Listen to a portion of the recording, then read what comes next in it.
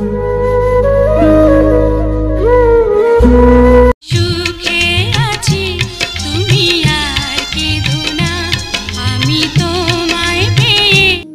রাজনীতির শিকার হয়েছিলেন সুনেত্রা।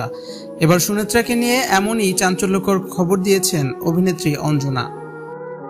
বয়সে বড় অঞ্জনার সঙ্গে সুনেত্রার বন্ধুত্ব হতেও সময় লাগেনি বেশি দিন।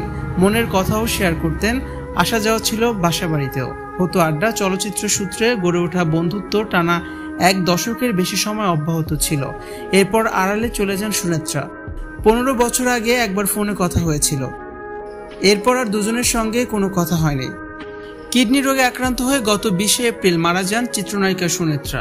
80-90 দশকে বড় পর্দার সারা জাগানো অভিনেত্রী সুনেত্রার মৃত্যুর খবরে খুব কষ্ট পেয়েছেন অঞ্জনা। মনের কষ্ট থেকে বলেছেন, চলচ্চিত্রের নোংরা রাজনীতির শিকার হয়েছিল সুনেত্রা। ফেসবুক পোস্টে অঞ্জনা উল্লেখ করেন, সুনেত্রা আমাদের মাঝে আর বেঁচে নেই শুনে এতটা কষ্ট পেলাম যা ভাষায় প্রকাশ করার মতো না।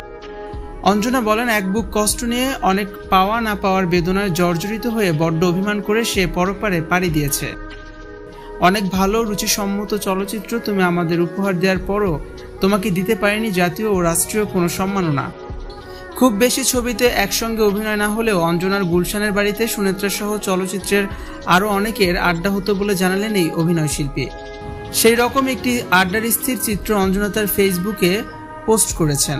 সেখানে দেখা যাচ্ছে চিত্রনায়িকার নতুন অঞ্জনা, শবনম ও সুনেত্রাকে। ছবিটির প্রসঙ্গে জানতে চাইলে তিনি বলেন, আমার গুলশানের বাড়িতে বিয়ের পর 1992 সালের দিকে হবে। বিয়ের পর আমাদের বাড়িতে একটা পার্টি ছিল। তখন তো চলচ্চিত্রের মানুষেরা মিলে কিছুদিন পর পার্টি হতো। সুনেত্রার সঙ্গে সম্পর্কটা যেহেতু বন্ধু বোনের মতো ছিল, আমার বাড়ির সব আয়োজনেই সে থাকতো। সুনেত্রা নিজেকে অন্তরালে নিয়ে যান। একাকী থাকার সিদ্ধান্ত থেকেই নিজেকে গুটিয়ে নিয়েছিলেন বলে জানান অঞ্জনা। তাই আড়ালে থাকার সেই সিদ্ধান্তের প্রতি শ্রদ্ধা রেখে নিজ থেকে 1995 সালের পর আর যোগাযোগ করেননি বলেও জানান এই অভিনয় শিল্পী।